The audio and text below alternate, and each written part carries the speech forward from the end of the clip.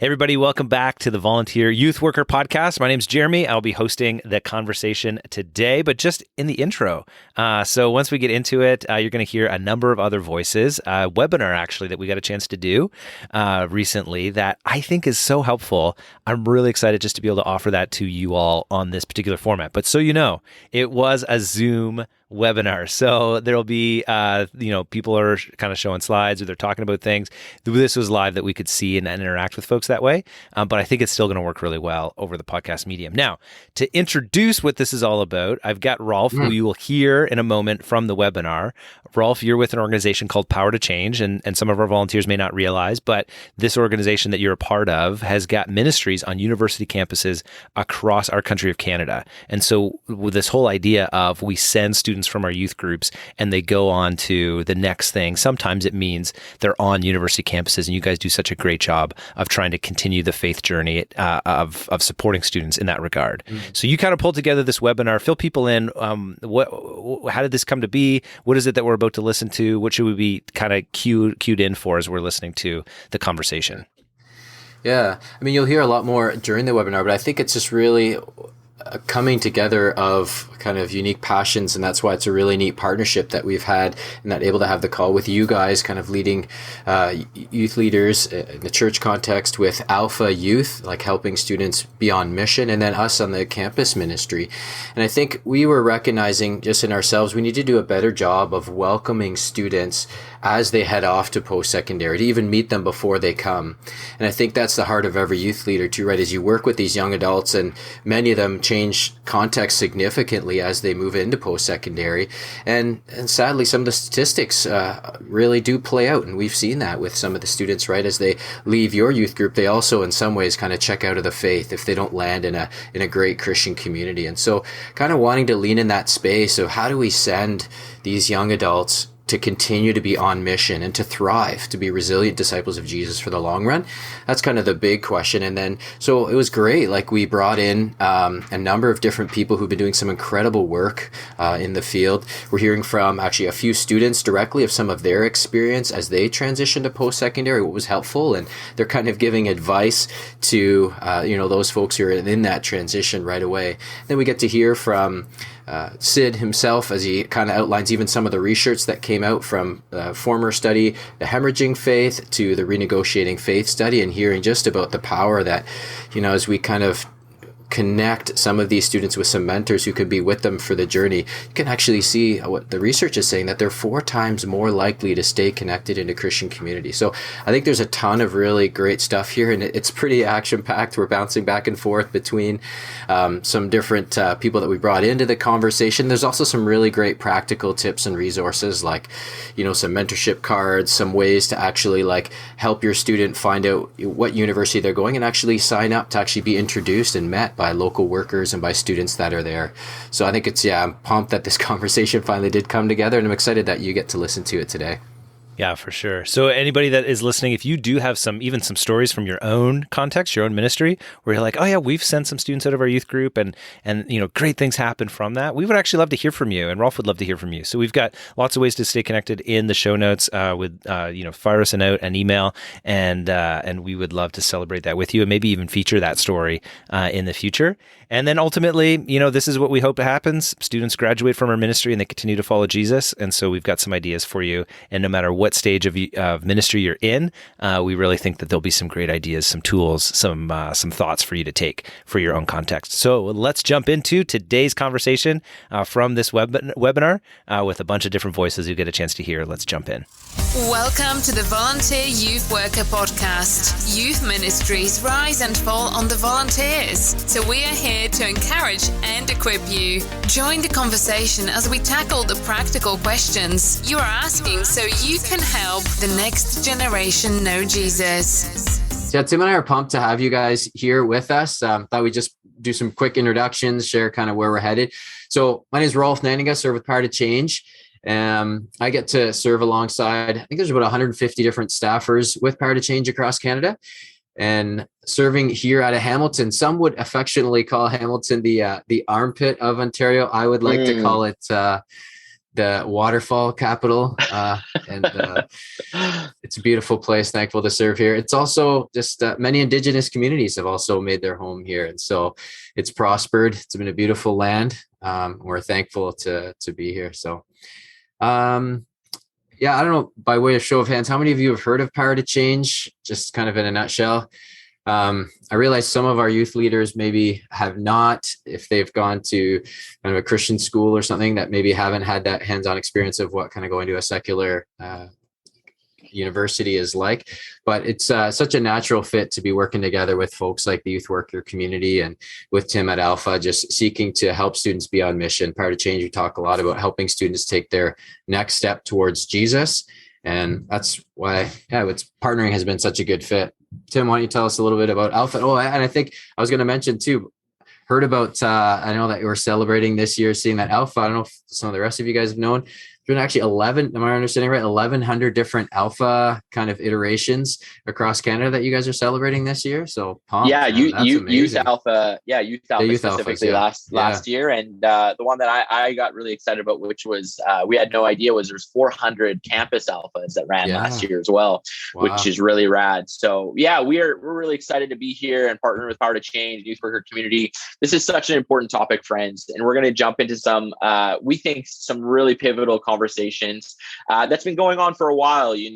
We've got some great experts here that are going to share some thoughts and ideas, but we just thought this is such an important and crucial conversation right now in this moment as we prepare for the fall.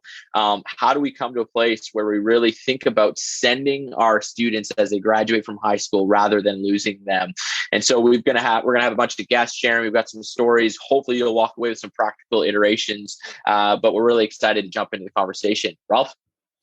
Yeah, I think we'd like to just actually take a start in actually hearing from a current student who has been kind of 2 years into the transition. And I think my experience sometimes when I talk to like high school teachers or the youth, if you can ever get an alumni to kind of come back and share kind of the challenges, what's happened, just so powerful. And so we thought we'd actually kick things off having that little story. So I don't know, Anton, can we queue up just hearing from Olivia? Olivia's second year at York University right now, and she talks a little bit about her journey, her experience.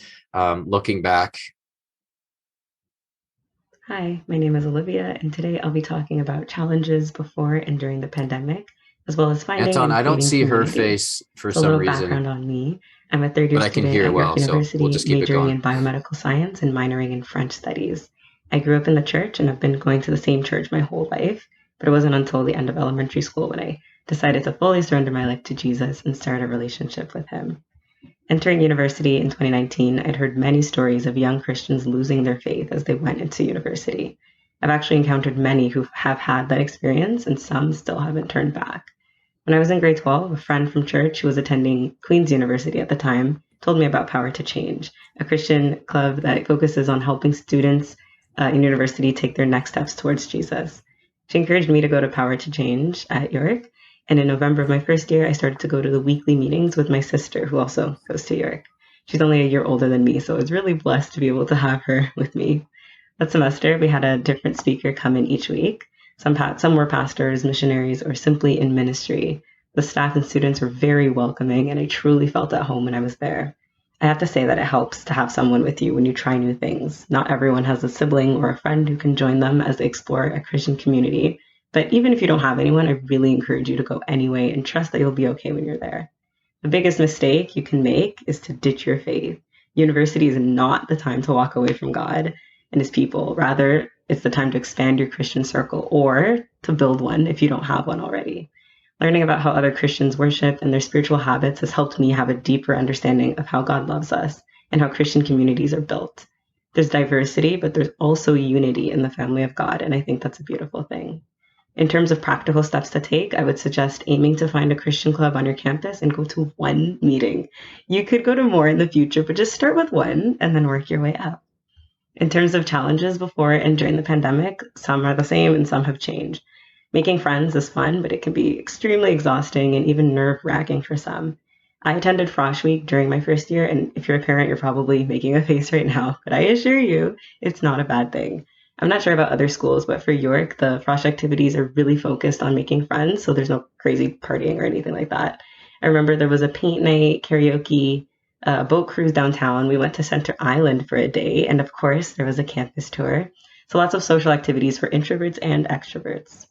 I really loved my experience. So for the past 2 years, I was a Frosh leader. In 2020, it was fully online. And in 2021, it was partially in person and partially online. It broke my heart to see so many students missing out on a full Frosh experience. So if that's available to you this year, I strongly encourage you to go. Meeting people at Frosh made it easier to find lab partners or study partners later in the year. So parents listening in, I suggest that you talk to your child beforehand about acceptable behavior and set expectations so that they're making good choices. But I think that it's something that every university student should be a part of. I would say that the social aspect of the pandemic was a challenge for me. Before the pandemic, it was relatively easy to find resources on campus, and getting extra help from profs wasn't a struggle. And the atmosphere was positive overall, but staring at a computer screen with only the teacher visible and not knowing who's in your classes isn't fun. And I can only imagine how parents must have felt seeing their children being robbed of their high school and university experience. Human connection is important. And when you don't see people around you taking notes and listening intently, you really don't have that much motivation. Students were not designed to journey alone.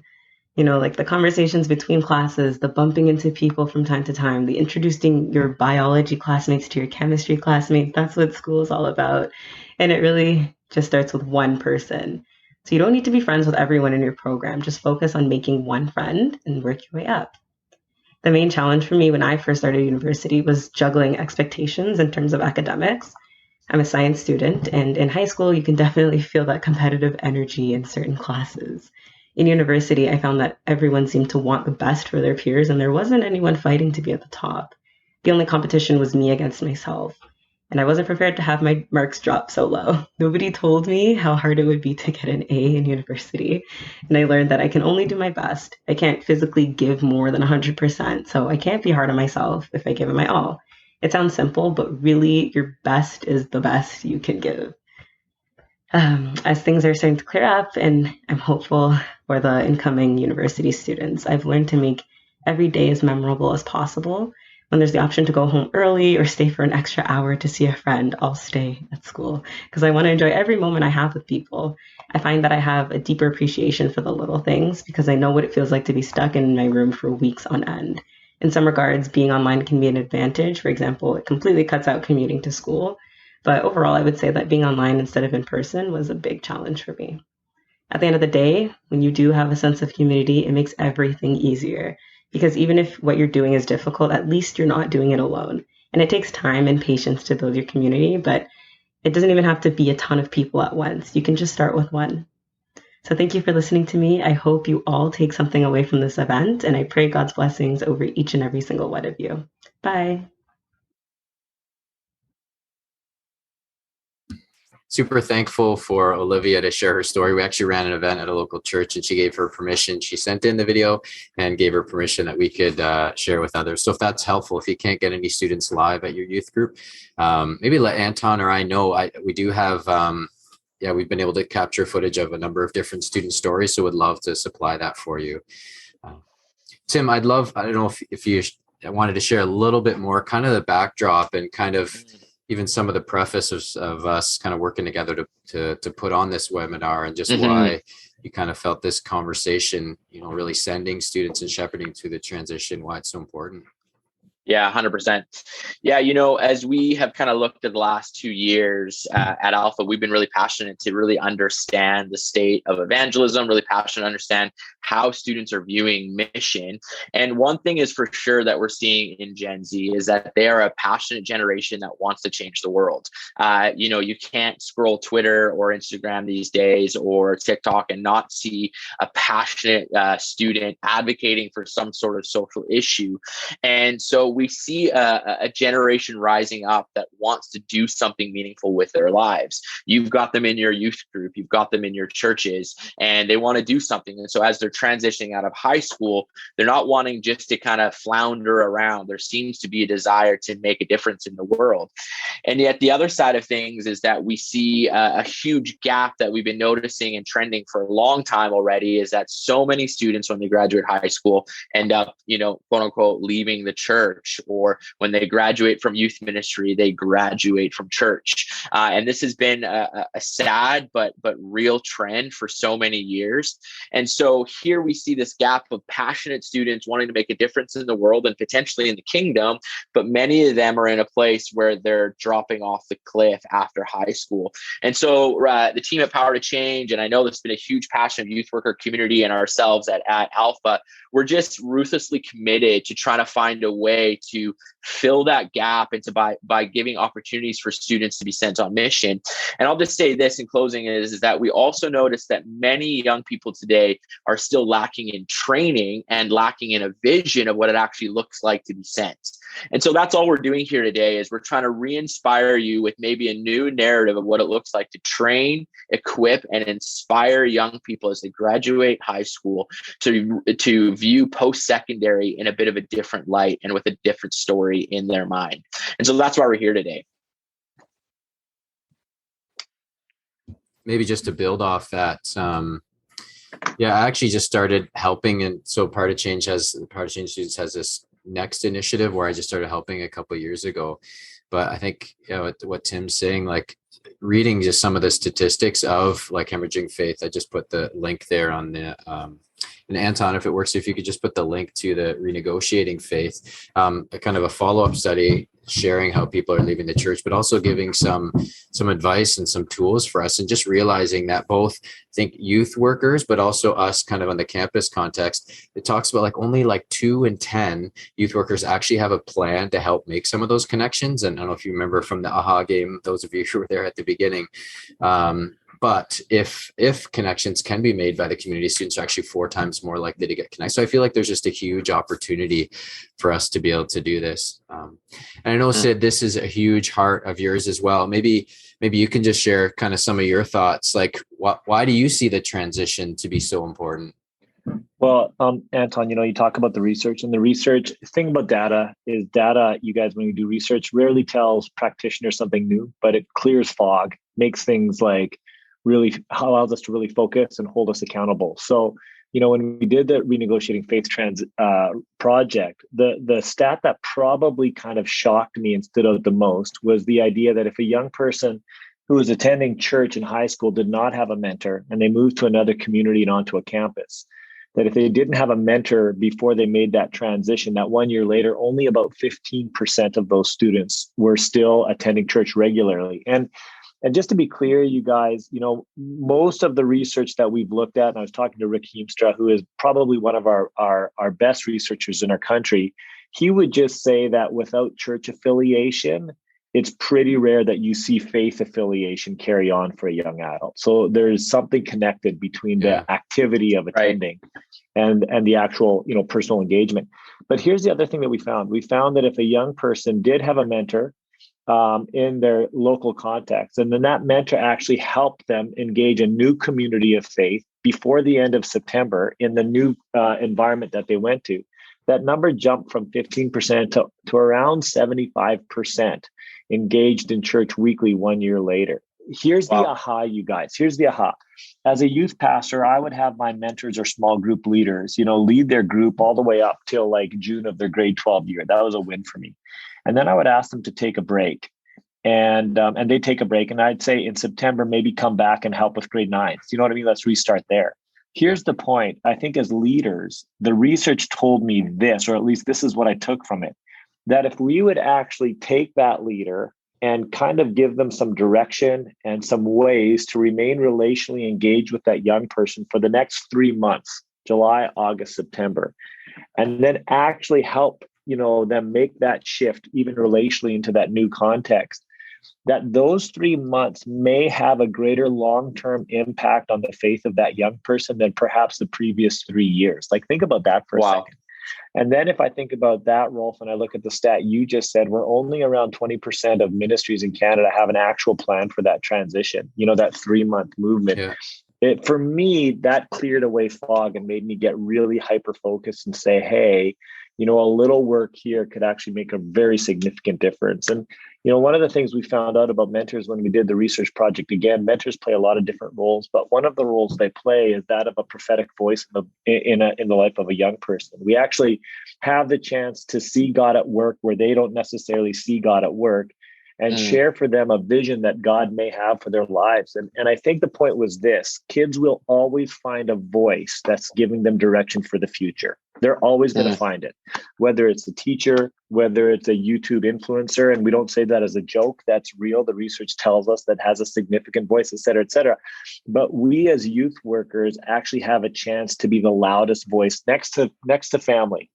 The loudest prophetic voice in the life of that young person. And if we would engage, especially in this time, with that vision for what's next, at this most important season of transition for them, do you know what I mean? As they move from adolescence towards adulthood, you guys, our role is so significant and so powerful. And I guess my prayer is that, God would continue to move in us and convict us to stay in it, even if it's just for those next 3 months, and steward this incredible calling that God has given us in the lives of the young people that he's placed in our care.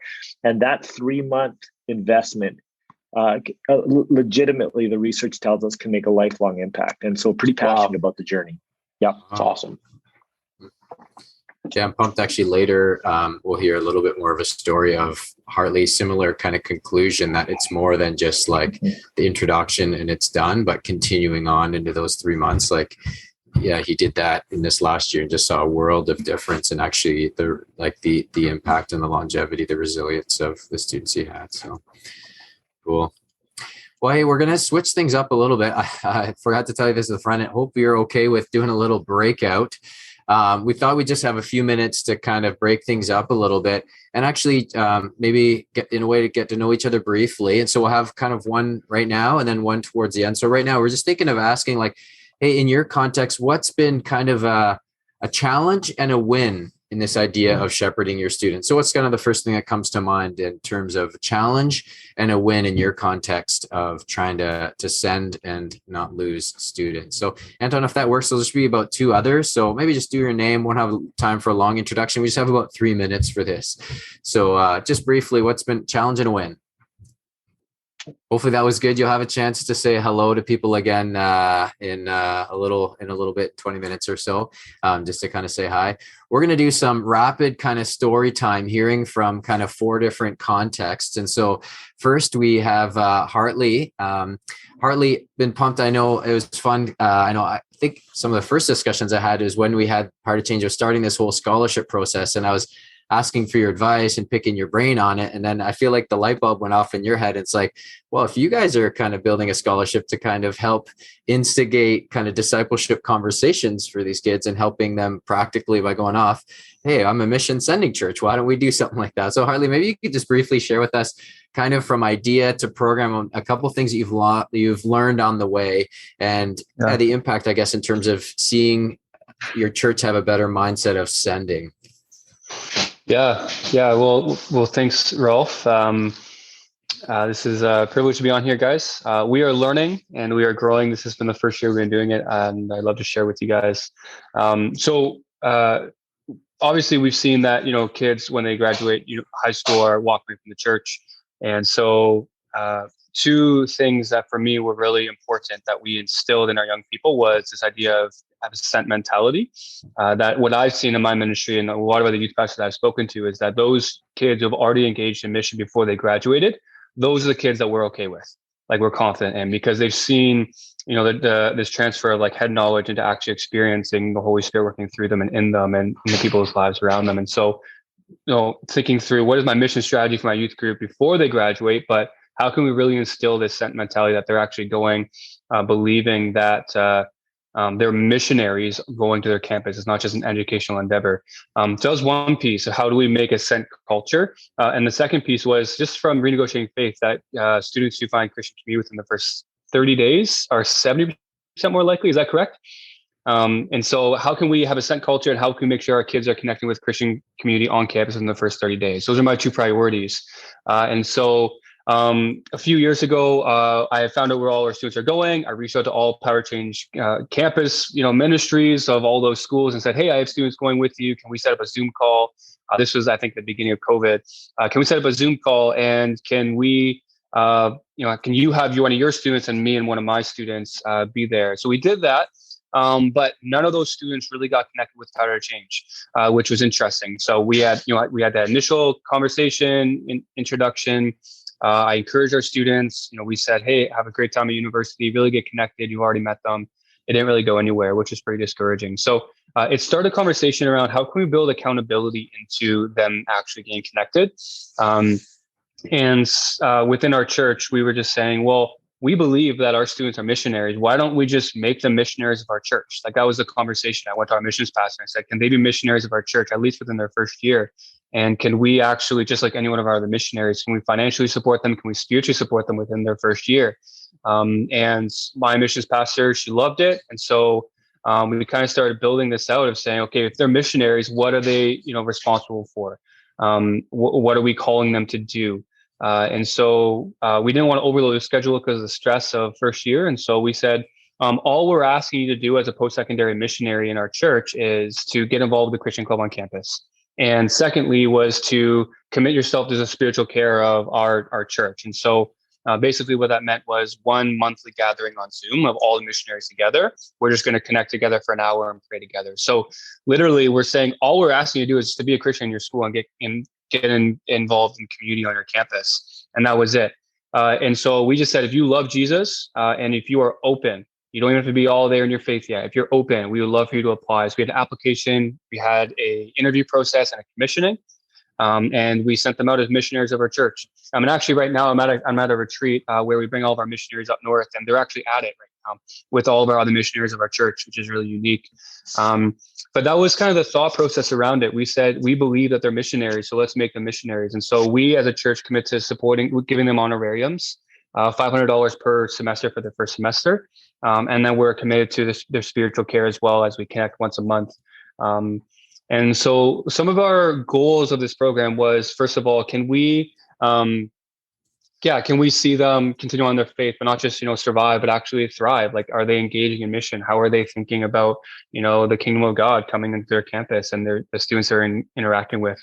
And secondly, another issue was when students leave our church uniquely, I don't know if it's just unique to our church, but they don't come back to our church. They just stop coming I'm at the People's Church in Toronto. They just stop coming.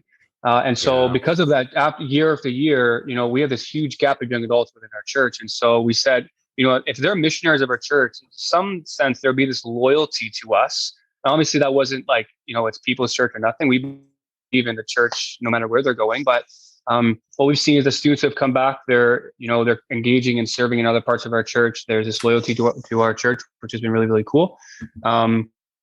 And so, that's a little bit about the program that we started. We're hesitant to say program because we don't want them to know that there's a beginning and end. It's, they're a missionary with us formally for a year, but we're just hoping that you continue in mission as you engage in Christian community on your campus. So that's kind of what we've started this year. Thanks a ton, Harley. Yeah, really appreciate you sharing that. And I hope it's okay. I just threw your email in there and mine as well. Like Harley's been really gracious to kind of share some of his thinkings and learnings in that way. So all right, man. Well, should we do rapid fire? Keep going. Well, I just wanted to highlight a couple things because I don't want this moment to pass by, because what Hartley's doing is, I really do feel is I don't know if we're allowed to use this word, but it's radical. It feels like it's something really cool. And I wanted to just highlight, because you said it so fast, Hartley, but there's a couple things that are so important to me in this process. One is that sent culture early on. If you all of a sudden start to tell your grade 12 student, hey, you're being sent now, but they've never talked about that in the last few years in your youth ministry, that's going to feel like a different language to them. Two is, I love the way that you've onboarded this whole church aspect of this. The fact that, guys, he's got global missionaries at a retreat, and he's got a bunch of campus university students there at the same time. I mean, that to me is so beautiful, such a kingdom thing. And the other thing is kind of you're putting your money where your mouth is too. And it's not about the $500, but I think it does actually say something when we can invest into this idea of missionaries in universities. And I just want to commend you, Hartley. I think this, friends, I don't want to be so bold to say this is the plan, but I think if we can do something like this in our churches, we can really begin to make waves both in our universities, but also in our churches to reshape what it looks like to be a missionary inside of our churches. So I want to commend you, Hartley. I'm a huge fan of this, and I just think it's so inspiring. Tim, I feel like this really leads well into maybe just Jonathan, who I think has a similar mindset in building out of the 604 network. Did you want to just maybe, and I know we're throw that over here, to him. but maybe just a couple minutes, Jonathan, if you want to briefly. I'll throw into that. Jonathan. Yeah, that's awesome. Well, we've got Jonathan. For those of you guys who don't know, he is a pastor at Every Nation Church in Vancouver. He's also been leading what's called the 604 network in Vancouver for many, many years. Probably close to 50 to 60 years. And he's been such a great friend. But recently, Jonathan has been scheming with a similar idea to the Next Step Scholarship Program called the Impact Award. And it's a similar idea of investing into graduating students to be missionaries in their university. And one thing I love about Jonathan is that this idea has come from the depths of his church's philosophy as a church. It's not just a random idea. They do it themselves as a church. And it's been something that he has done himself. And so it's been something that has kind of grown over time. But first off, Jonathan, just maybe first throw to you, why is it so important that we lean into this conversation of transition, of the transition period of this period of students' lives as they graduate? Why this topic? Why has this been passionate for you? Yeah, great question. I think that, I was going to make a request. Next time we do one of these, can I go like before Hartley? Because he always says everything better than I do. And then I was like, why am I even here, man? Like, let's just let Hartley. It's not true. It's not true. It's not true. I was like, oh, come on. Again? I go after Hartley again? Honestly, he did really say it well. I think that one of the big experiments in our little youth pastors network here in Vancouver is is a sending mentality one of the things that's going to traverse the students over this gap? I really think that, we have a context in most churches for sending people to, on the other side of the planet as a missionary. Mm. And I don't know about you guys, but in our missionaries, when they come home, they're like more connected and love the church more than the people who were there for those 5 years in between every Sunday. Wow. So I just think that there's a deeply connective idea behind being sent from a place. And I think it's an underexplored thing for 18-year-olds that they could be sent by their local church. I just really care about the chasm, the trench that currently exists, unfortunately. It's why we're all on this call, that exists afterwards. And I just feel like the sending part is a deeply unexplored piece of what could be possible for a student. Totally. I think the Spirit can work through them. So that's why I'm passionate about particularly the youth mobilization piece, both in youth and then how that continues on in university.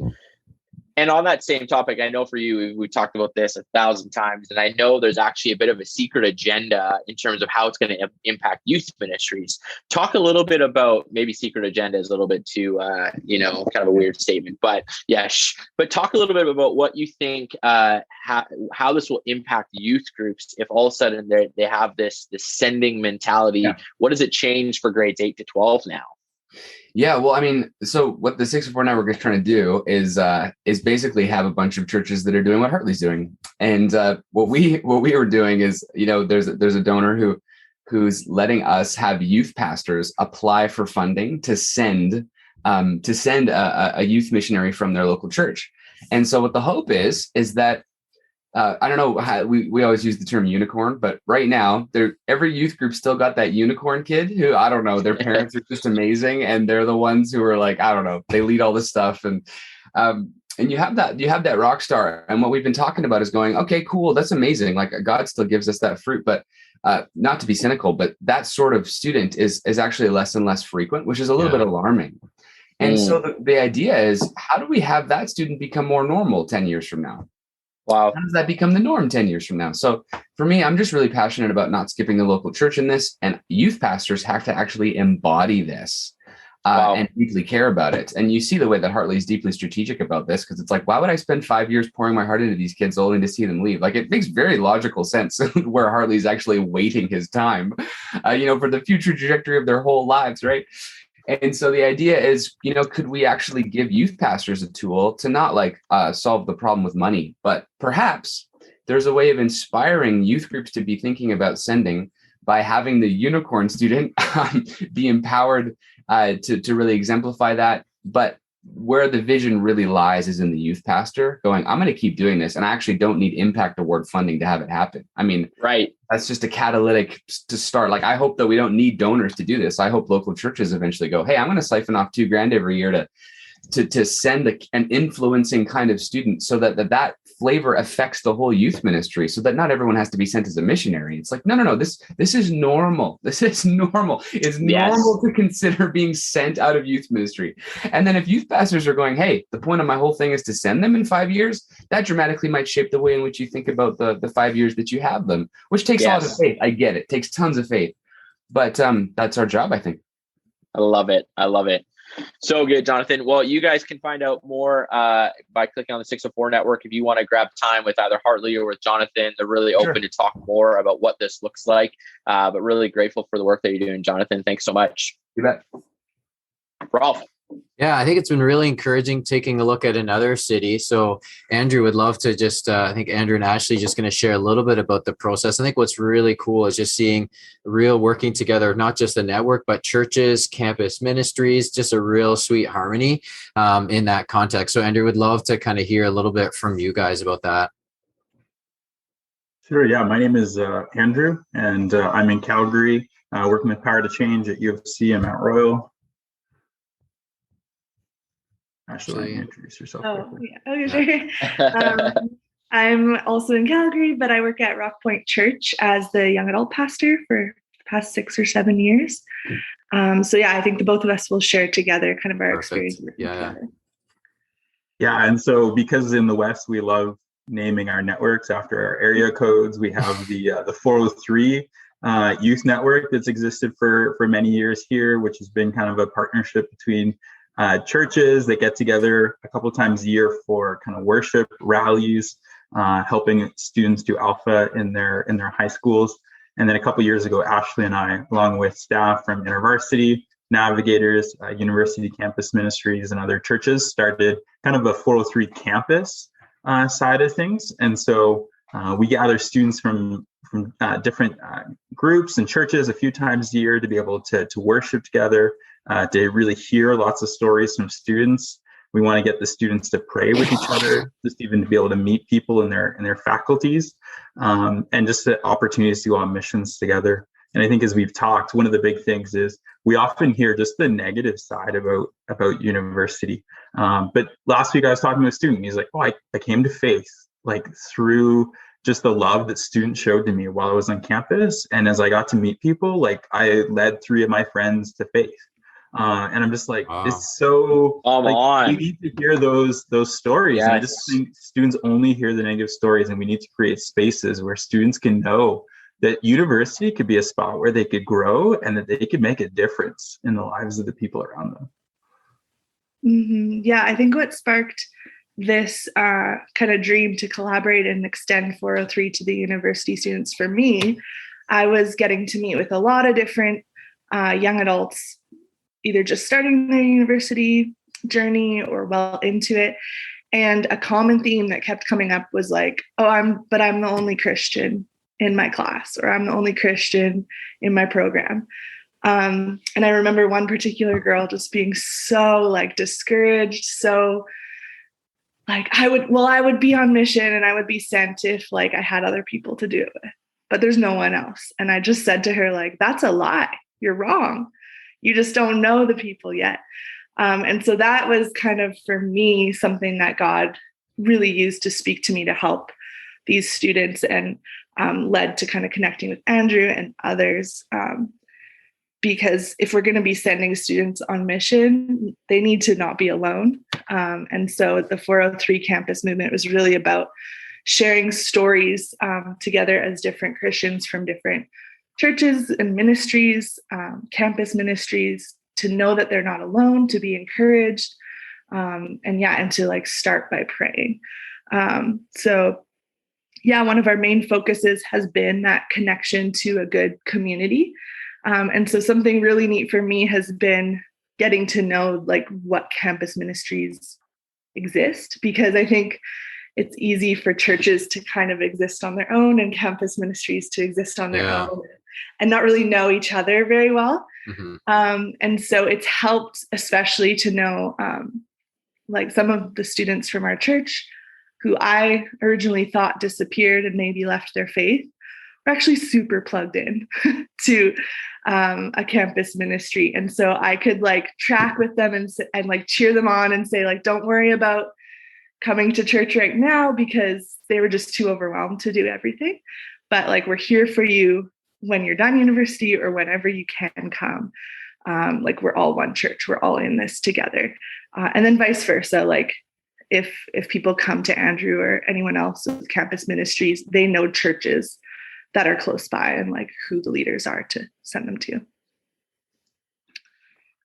Yeah, a big heart that we have too is just to be able to do mission. And so that's actually where I got first connected with the 403 campus. Is I heard that there was all these high school students doing Alpha in their high schools, and I just remember meeting with Brent, who's a part of the 403 like youth side of things, and I said, hey, how do we help these students like do this in university? Like, they don't necessarily need to get plugged into our group. Like, a bunch of them have great places that they can connect. I just want to help them, but like, I can book rooms, like we can kind of create this space, even just to know that they're not alone, that they could come together to be able to do this kind of thing. And so, yeah, we really wanted to create an opportunity so that students could do Alpha and just have ministry opportunities to know that they're not alone on campus. So for the last 2 years, we've done Alpha together, like all the different clubs and a couple of different churches. We did it online once, and we've done it in person now. And it's been great. We've seen students bring friends. We've seen students lead it from all kind of the different groups to be able to participate. And we've seen students give their lives to Christ, which is really exciting as well. That's cool. Yeah. Go ahead. Sorry. No, I was going to say, did I understand that we're hearing a brief story too from one of the students? Or sorry, did I cut you off, Ashley, or did you want to say something else? No, that's okay. Yeah, I think we have a student story, right, Andrew? Yeah. Yeah. I think just leading into that, it's just been really neat to be able to have that continuing, like with our 403 network and Alpha in high schools. For anyone involved in that, it's such a smooth transition to say, oh, we're doing the same thing in universities. This movement is not just limited to your youth group or your high school. So that's been really encouraging to see too.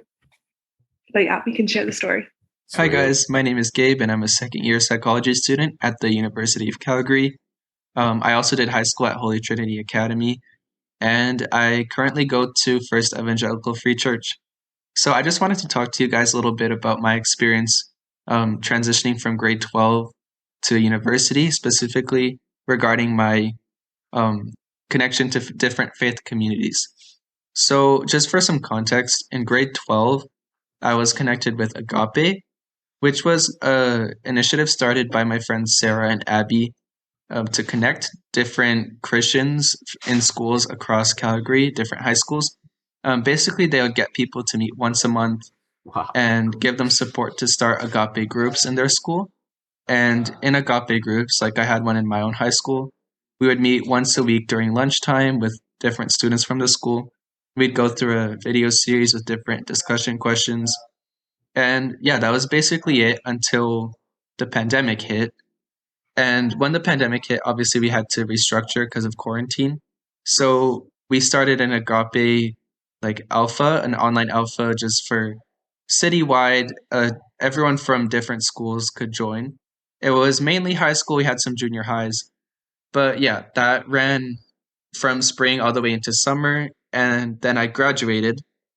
And then in the fall, I started my university. So in my first year of university, I wasn't really affiliated with any groups or anything just because, online school and the different circumstances surrounding that. But one of my friends actually did get connected, one of my friends from Agape. He got into Power to Change, which is a Christian club at the UFC campus, and it's available in different campuses as well, like MRU.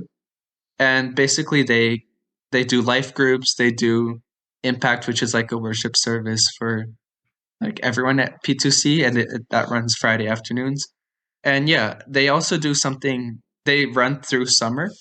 So my friend invited me in the summer right after first year, and I got connected that way, got to make friends, and I was attending the Bible studies every week. And then that got me connected to go like into the fall, into the spring. And I've been going to life group. I've been a part of Power to Change. And it's been a really good opportunity for me to like make friends in university, which obviously was hard with online school to do like through just my classes. And it's also just given me a space to like grow my faith at university, and given me like people would encourage me to do that. And something else that was really cool was that I was able to lead an alpha through Power to Change. This time it was in person. And it was just really great to build my leadership skills and push me out of my comfort zone. And I wouldn't have done it if it wasn't through Power to Change. And it was also supported by 403 Ministries. So if you're at all interested in joining a faith community as you leave grade 12 and enter post-secondary, I highly encourage you to do it. I don't regret it at all, and I honestly wish I had done it in my first year. But yeah, thanks for your time. Hi guys, my name is Gabe. And that was so good. I'm so glad that we got to have him share, Andrew. And Ashley. That's great. That's neat. Well, Tim, I'll have you pass it over to you. Yeah. Thanks so much, Andrew and Ashley. That was so encouraging just to see the partnership of churches and Power to Change. And I appreciate as well, Ashley, just your honesty and just saying, hey, like, I didn't know much about Power to Change and some of these ministries, because so many of us have felt that too. Yeah. But to see what you guys are doing, and the one thing that just stood out to me is actually two things. One is the amount of trust that you and Andrew obviously have for each other. You can tell there's a genuine trust in the network. And friends, these are all amazing initiatives, but I think they're predicated on trust and relationship. And so as you guys have committed to trusting one another, it's going to really build a foundation for mission in a greater way. And the other thing that is really cool just to highlight is I loved how you talked about this journey of high school students, then into university. And, I noted that we had over 400 campus alphas that ran last year, and majority, if not all of them, I want to say, are mainly of students that also ran it in high school across Canada. And I just think that's such a beautiful thing. It's not just about them running alpha, but it's about this journey of being missionaries along the way.